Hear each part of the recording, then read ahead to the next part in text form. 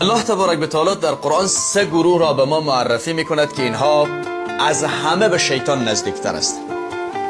یعنی سه گروهی که دوست و رفیق و همنشین و همقرین شیطان هستند. الله در قرآن این سه گروه را به ما معرفی میکند.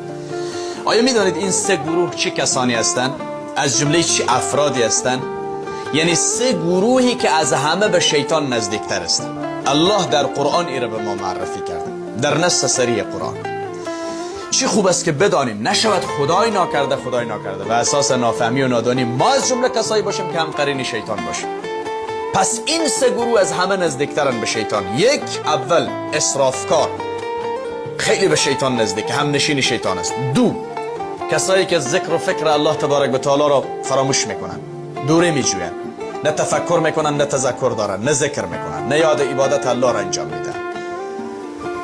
سه، انسان ریاکار. این سه تا به نص سری قرآن نزدیکترین افراد برای شیطان هستند و همیشه هم قرین و هم دم و هم نفس و هم یار و هم صحبت شیطان